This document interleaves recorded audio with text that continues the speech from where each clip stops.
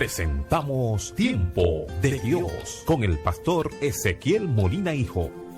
Una palabra de fe que puede transformar. Efesios capítulo 2, verso 14 hasta el 18. Si lo tienen pueden decir amén. Porque Él es nuestra paz, que de ambos pueblos hizo uno, derribando la pared intermedia de separación, aboliendo en su carne las enemistades, la ley de los mandamientos expresados en ordenanzas, para crear en sí mismo de los dos un solo y nuevo hombre, haciendo la paz, y mediante la cruz reconciliar con Dios a ambos en un solo cuerpo, matando en ella las enemistades. Y vino y anunció las buenas nuevas de paz a vosotros que estabais lejos y a los que estaban cerca, porque por medio de él los unos y los otros tenemos entrada por un mismo espíritu al Padre. Pueden sentarse.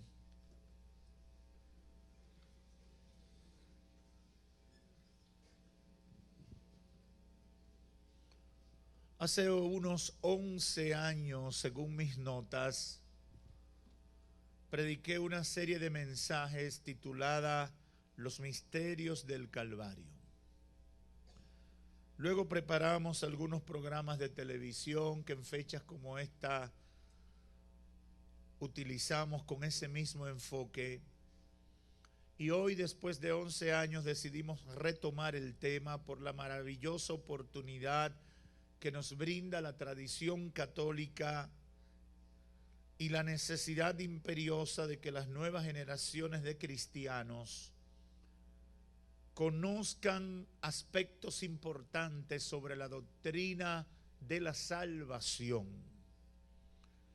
Y con la ayuda del Espíritu Santo, durante las próximas 3 predicaciones, quiero reflexionar con ustedes sobre esos misterios del Calvario, que lo he resumido en 4 verdades que están envueltas en todo lo que pasó en la cruz. La primera de ellas es que fuimos reconciliados con Dios por medio del sacrificio de Cristo ejecutado en la cruz del Calvario. Eso lo debemos tener todos presentes. La número 2, la propiciación en la cual se convirtió Jesús para librarnos de la ira de Dios por causa del pecado. Y finalmente quiero hablarles de la remisión y la redención que por causa de la muerte de Cristo nosotros recibimos para librarnos de los efectos del pecado. Y tengo la fe, es mi oración, que el Espíritu Santo use estas palabras para que muchos de los oyentes, al entender, valoren mucho más la obra de Cristo por ellos en la cruz del Calvario. Tenemos una tendencia a montarnos en el carro de la tradición. Y frente a las tradiciones que no representan una verdad ni tienen peso para nosotros, terminamos en 2 tipos de actitudes. Número 1, la actitud del que la sigue a modo de inconsciencia, en modo automático, y no reflexiona sobre ella. Usted ve que en estos días hay mucha gente que va a la iglesia, que coge un ramo, que se pone un paño arriba, que hace una procesión, pero simplemente está participando de una especie de circo que todo el mundo hace, pero que nadie medita en esencia en lo que está pasando. La segunda actitud que se toma frente a las tradiciones muchas veces es que se viven de manera totalmente contraria a lo que tratan de predicar o enseñar. Y por eso nosotros en estos días encontramos las playas llenas, la gente como loca buscando cualquier charquito o regola donde meterse. Parece pato la gente en estos días. Los patos siempre les gusta nadar en algo. La gente se pone como si fuera un pato en estos días. Y hay que hacer algo para mojarse. Muchos beben, toman alcohol, tienen que tomar alcohol, tienen que comer mucho, tienen que hacer todo tipo de guacherna y de borrachera y cosas para sentir que han vivido una experiencia en la Semana Santa. Usted va a buscar una habitación de hotel en una semana como esta y no la encuentra. Y si la encuentra, va a vivir los días más desagradables porque la comida es mala, la atención es mala, porque todo está como alborotado, todo el mundo está como desaforado. Y tristemente eso es coronado con un balance trágico de gente que pierde la vida, de gente que se intoxica, de gente que la Semana Santa se convierte en la semana de la peor tragedia en su existencia. Yo creo que como cristianos tenemos que tratar de entender, valorar, aquilatar la obra de Cristo por nosotros en la cruz del Calvario. Porque cuando lo entendemos, la tenemos en alta estima y eso desencadena una serie de conductas y actitudes en nosotros que nos van a llevar por el camino correcto de lo que es la voluntad de Dios para nosotros. Yo no tengo que hacer silencio porque a Cristo lo mataron en estos días. Yo tengo que vivir una conducta cristiana que honre el sacrificio que Él hizo por mí en la cruz del Calvario.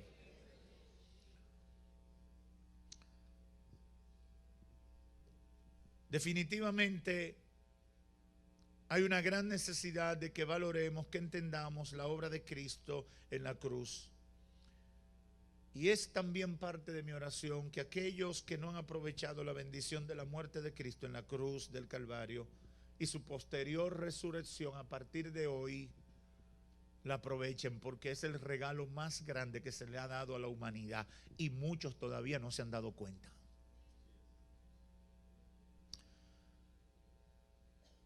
¿Por qué tenía Jesucristo que ir a la cruz?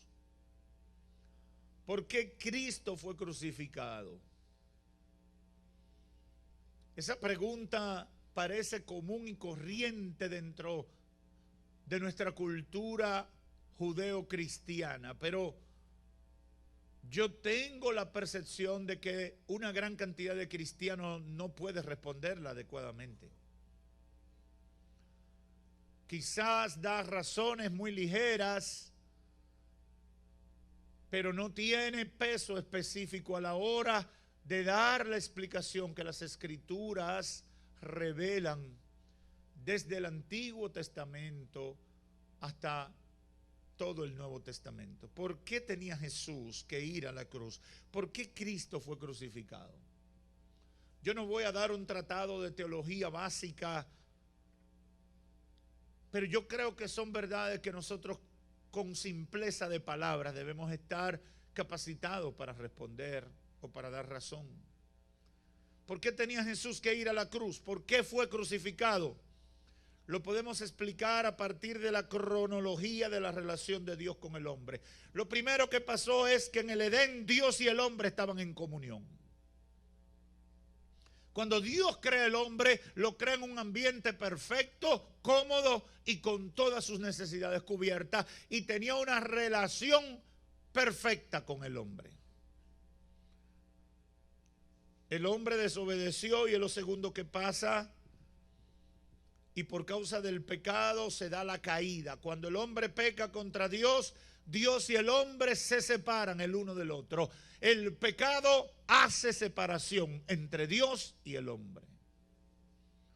En tercer lugar de esa cronología, en el Calvario se ejecuta el plan de Dios de rescatar al hombre de su condición, de su separación, de su exilio de la comunión con Él. Y es ahí donde se muestra el plan que se había concebido en la eternidad. reconciliar al hombre pecador con el Dios Santo por medio del Cordero inmolado, que sería Jesucristo. Y en cuarto lugar, en la conversión por medio del arrepentimiento y la fe, el hombre decide aceptar ese plan de reconciliación que se dio en la cruz. Y por ende nos convertimos a Cristo y eso hace efectivo todo el plan restaurador de Dios. Veamos esto en detalle. A partir del pecado viene la separación o rompimiento del hombre con Dios. ¿Por qué? Porque Dios es un Dios santo. Dios habita en la santidad, dice Isaías, y se relaciona con el ser humano a partir de una norma establecida por él que condiciona esa relación. Hay gente que quiere imponerle la norma de relación a Dios, cuando Dios es que pone las reglas. Yo he tenido casos de personas que se me acercan, pastor, ¿y por qué esto? ¿Y por qué Dios, las cosas de Dios son de esta manera? Digo, porque a Él le dio la gana de que fueran así. Ahora, yo no tengo calidad para cambiar las reglas que Él establece. Yo simplemente tengo que seguirla porque no tengo méritos ni tengo condiciones para corregir a Dios sobre algo que Él ha establecido. Como no tengo calidad para decirle al sol que no salga hoy, que se lo coja libre porque hoy es Domingo Santo. ¿Usted se imagina que nosotros pudiéramos decirle, sol, te quédate tranquilo que hoy yo voy a dormir mucho, yo no quisiera que tú gastes tanta energía, tú sabes que el gasoil está caro? No podemos porque Dios estableció que el sol va a salir todos los días. Todos los días va a amanecer y todos los días la tierra va a dar vuelta de traslación y rotación todos los días. Y eso yo no tengo forma de cambiarlo. Todos los días voy a necesitar comida. Todos los días voy a necesitar sueño. Todos los días el corazón mío va a estar latiendo y el día que se pare me muero. Yo no puedo cambiar lo que Dios ha establecido. Simplemente tengo que aceptarlo. Y eso es un principio de relación con Dios, que yo debo tenerlo claro en todas las formas en que puedo pensar sobre esa relación que tengo con Él. A veces la aceptamos muy cómodamente a partir de los hechos naturales y físicos en nuestra naturaleza o biología, pero debo aceptarlo en todo. Las cosas, las leyes de Dios son absolutas y yo simplemente tengo que seguirla. Y si intento no seguirla, el único que va a sufrir soy yo. El huevo le dijo a la piedra, te me voy a tirar encima para atropellarte. ¿Quién sufrió? El huevo, porque no hay forma de que él le gane a la piedra ni lo maltrate. Dios es un Dios santo y se relaciona con el ser humano a partir de una norma establecida por Él que condiciona esa relación. Y esta relación que Dios y el hombre tenían es perturbada, es dañada, es afectada por el pecado, de la misma manera que la infidelidad viola el pacto del matrimonio entre un hombre y una mujer. En esos términos, Isaías 59, verso 2 dice, pero vuestras iniquidades han hecho división entre vosotros y vuestro Dios, y vuestros pecados han hecho ocultar de vosotros su rostro para no oír. Yo quiera o no aceptarlo, el pecado me separa de Dios. Ha sido así desde el principio. Ha sido así desde la creación. Eso no es cuestión de que Dios tiene que entender mi necesidad. Eso no es cuestión de que Dios tiene que saber que ese día yo estaba depresivo. Eso no es que Dios tiene que saber que me provocaron y yo soy colérico. No. El pecado hace separación entre nosotros y Dios. Y yo tengo que entender esa verdad. Por eso yo no voy a pecar, porque el día que peco me separo de Dios. El día que peco tengo problemas con Dios. El día que peco estoy estableciendo un divorcio en mi relación con Dios. ¿Cuál es la respuesta del amor de Dios en esta situación del hombre a partir de la ocurrencia del pecado? El proyecto de reconciliación que Dios en Cristo establece para con el hombre. Ese proyecto de reconciliación del hombre con Dios surge, número uno, a partir de la iniciativa de Dios para ayudar a esa criatura. El proyecto de reconciliación, de arreglar la relación, no salió del hombre, salió del Dios de amor.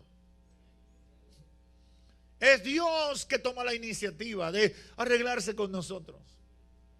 Escuché a una señora que vino con su esposo a buscar mi ayuda y me dice: pastor, yo estoy cansada de siempre perdonarlo. Yo soy la que busco el perdón.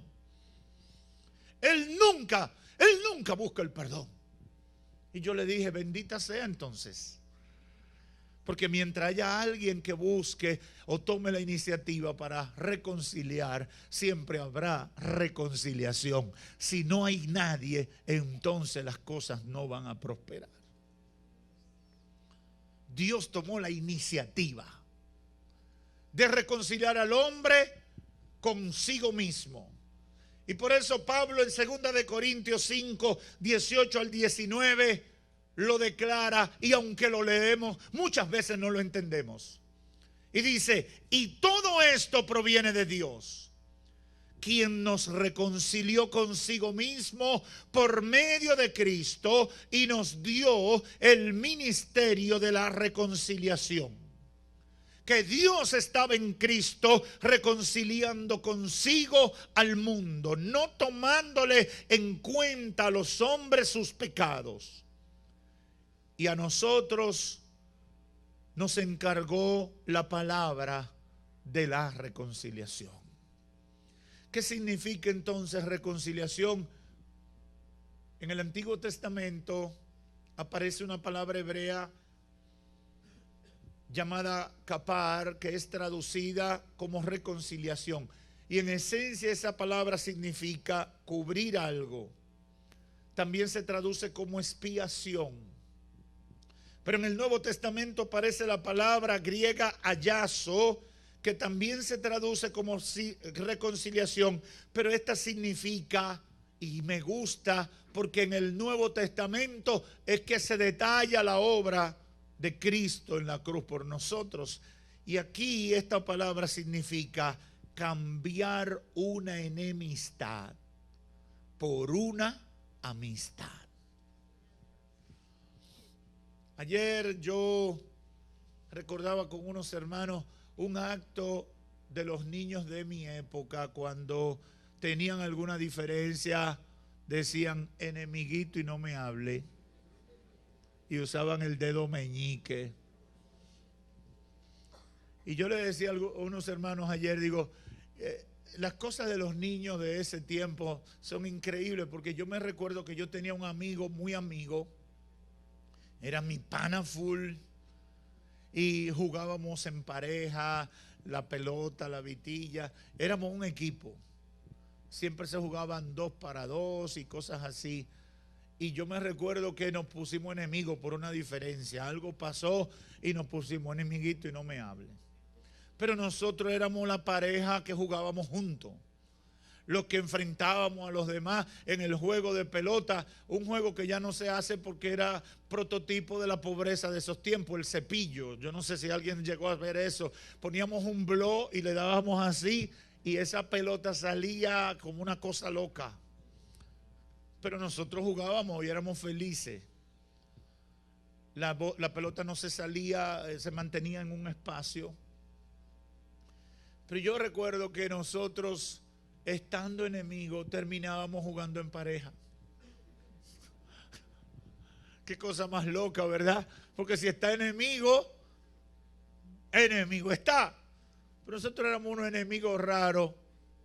Y ustedes dos van a jugar juntos.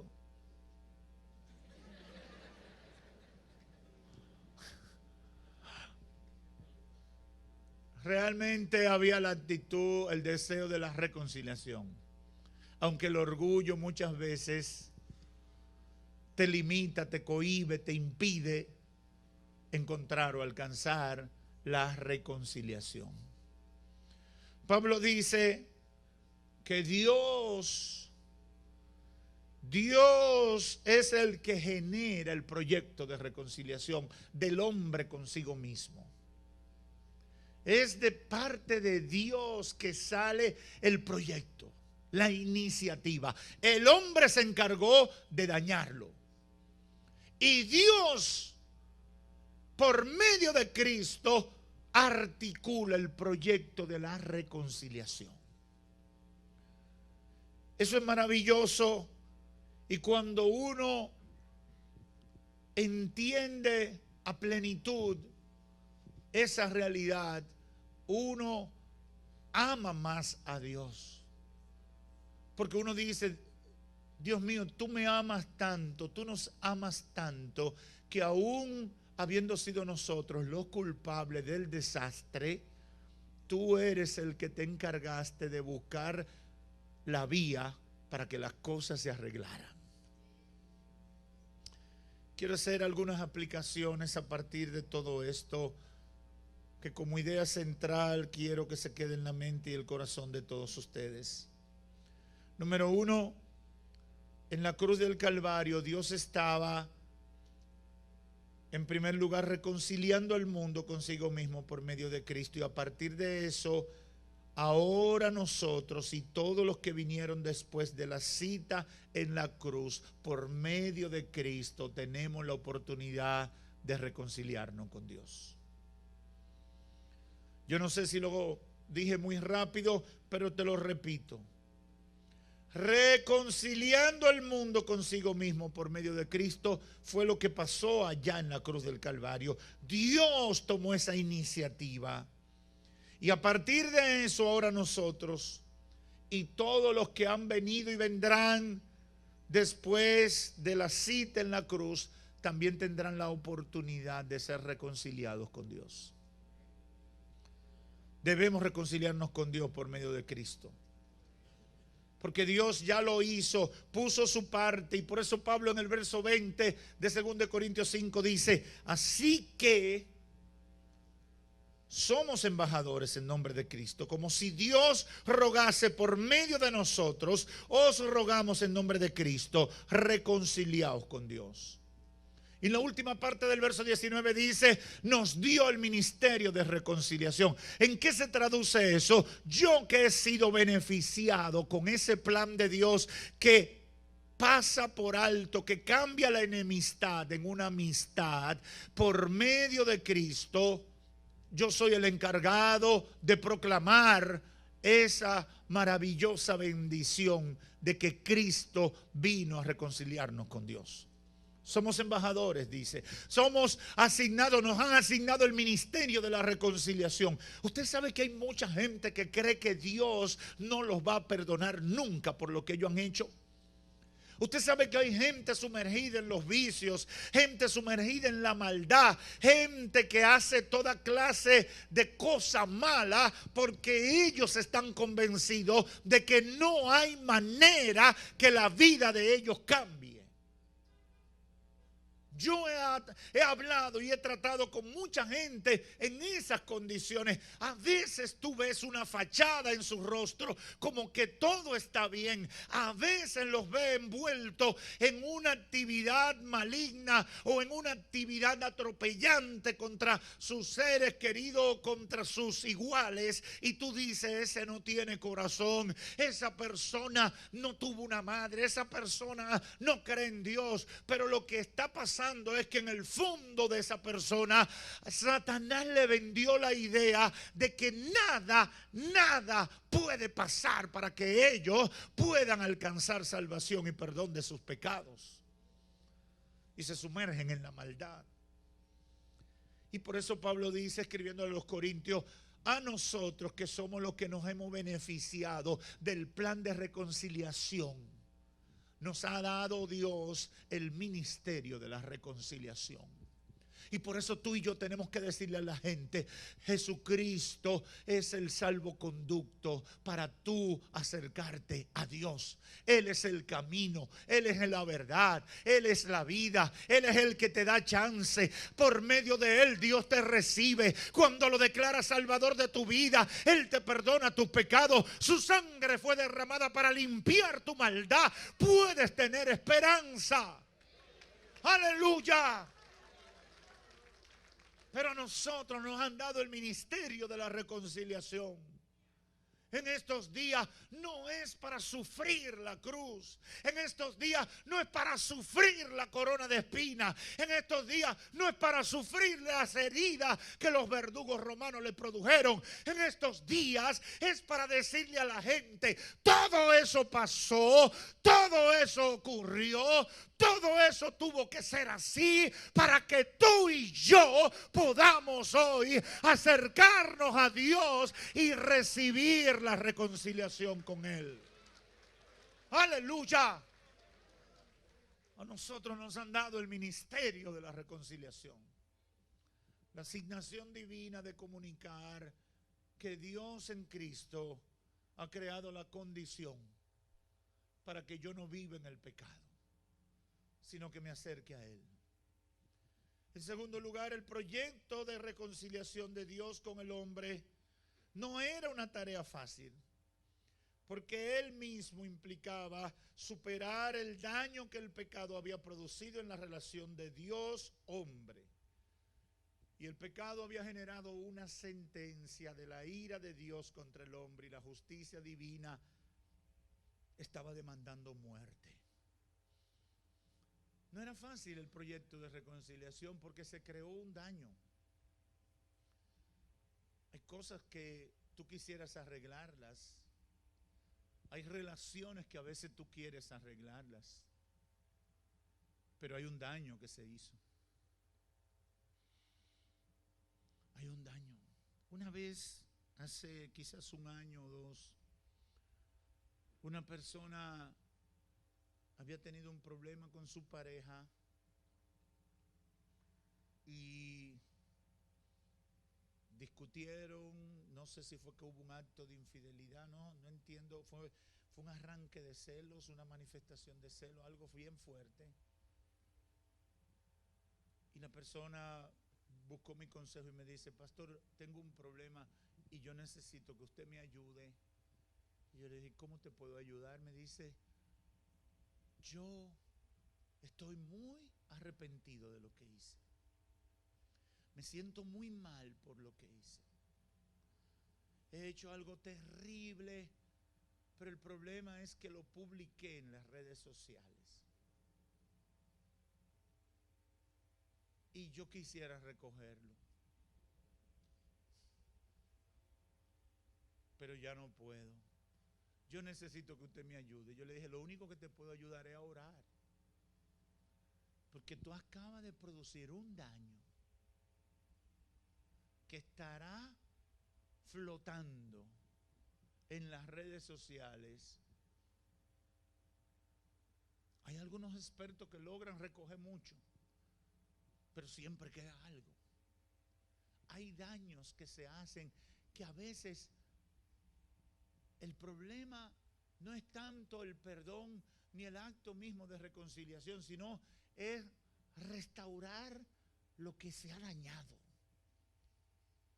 Porque parece que no hay posibilidad. Uno de los grandes retos del acto de reconciliación de Dios con el hombre era reparar el daño que el pecado había producido en esa relación, porque el pecado generó una sentencia de la ira de Dios contra el hombre y la justicia divina demandaba muerte. Por eso tuvo Cristo que venir a pagar, porque no había posibilidad de echar para atrás. Déjeme decirle, usted mata a una persona hoy y 5 minutos después se convierte, le pide perdón a Dios y se arrepiente de su pecado. Todo está muy bonito, muy bien, el Señor lo perdona, pero usted va para la cárcel. ¿Usted sabía eso? Pero pastor, yo me arrepentí. Sí, es verdad. Pero te toca cárcel, porque con tu acto generaste una deuda ante la justicia. ¿Por qué Cristo tuvo que venir a morir en la cruz? Porque con nuestro pecado generamos una deuda ante la justicia. Y había que pagar esa deuda para que la reconciliación pudiera darse. Había que pagarle a la justicia divina la deuda que se generó con el pecado. Por eso vino Cristo. Todo lo que Cristo sufrió, lo sufrió porque había que pagar. Y lo peor de todo, si tú y yo hubiéramos intentado pagar, terminábamos muriendo, porque nuestra vida no alcanzaba para pagar la deuda que habíamos generado. Por eso Dios utilizó a Cristo para podernos reconciliar. Aquí está el que puede pagar. Él mismo provee a quien puede pagar. Y tiene solvencia para poder pagar. Y entonces, por eso dice Pablo, está el Dios reconciliando al hombre consigo mismo por medio de Cristo. Te lo voy a poner en términos más prácticos. Tú generaste un problema judicial y hay una demanda y hay una sentencia contra ti y te dice que para tú resolver ese problema son 10 millones de pesos, pero tú no tienes un centavo en que caerte muerto. Esos 10 millones tienes que pagárselo a Dios, porque Dios ha sido el afectado. La justicia divina tiene un problema contigo porque tú le debes 10 millones y para tú resolverlo tú tienes que saldar esos 10 millones. ¿Tú sabes qué fue lo que hizo Dios en Cristo? Buscó los 10 millones, te lo dio y te dice, págame. ¿Lo estás entendiendo? Óigame, si tú no pagas así, tú eres malo. Si tú no resuelves así, tú no mereces el perdón. Porque Dios simplemente, por el amor que te tiene, entiende el problema, busca la solución del problema, te da la solución del problema. Y lo único que está esperando es que tú hagas el pedacito que te toca. Yo no sé si hay gente que me está entendiendo ahora. Por eso es tan grande la obra de Cristo. Por eso es tan maravilloso. Él tuvo que venir a pagar para satisfacer la justicia, esa deuda que con la justicia divina, que lo único que iba a traer era muerte a nosotros, se había generado. Y por eso Romanos 1:18 dice, porque la ira de Dios se revela desde el cielo contra toda impiedad e injusticia de los hombres que detienen con injusticia la verdad. La deuda generó la ira de Dios. Ahora bien, Cristo al venir y morir en la cruz por todos nosotros, pudo satisfacer todas las demandas de la justicia divina y al mismo tiempo reparar el daño que el pecado generó en la relación de Dios con el hombre. Por eso es tan grande la obra de Cristo. Repara, restaura, suple. Todo el problema que teníamos con Dios resuelto por medio de Cristo. Esto es importante a veces explicarlo, porque yo sé que nos acostumbramos a esa verdad y a veces ni la entendemos.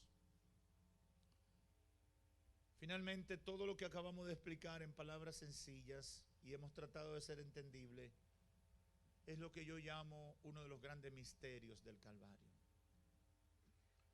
La gente ignora la realidad de esta obra. Y repito, incluyendo a muchos cristianos. Muchos cristianos ni siquiera entienden bien. Ni siquiera entienden bien porque no dedicamos tiempo a eso. Eso no tiene unción. Eso no tiene manifestación sobrenatural. Eso es una verdad absoluta que explica todo lo que ha pasado. Ahora, cuando yo la entiendo y cuando yo la asimilo y cuando yo la valoro, Eso lleva a mi vida una conciencia de mi fe muy superior a cumplir con una tradición de venir a la iglesia y cumplir con algunas normas. Tenemos muchos cristianos que son muy dogmáticos y eso es bueno, no es malo, en el fondo no es malo. El problema es que cuando tú simplemente sigues un dogma y no tienes fundamento, no tienes convicción, los afanes de la vida, los procesos de la vida se van a juntar y como viento que trae polvo terminarán ocultando el brillo de la obra reconciliadora que con Dios ha realizado Jesucristo para nosotros. Y yo he recibido la asignación del Espíritu Santo de resaltar eso en esta mañana. Dios lo ha hecho todo por ti y por mí. Por eso Juan dice, de tal manera Él amó al mundo que ha dado a su Hijo unigénito en un acto incomprensible que solamente puede ser explicado con la palabra amor. Un acto que no tiene forma de ser justificado en la perspectiva de la naturaleza humana. Dios es el ofendido con el pecado, pero Dios es el que toma la iniciativa de sanar la ofensa, reparar el daño y proveer el pago de la deuda, enviando a Jesucristo al mundo a morir por nosotros, en lugar de nosotros. Y voy a hablar ahorita de lo que significa ese acto de propiciación a la luz de Isaías 53.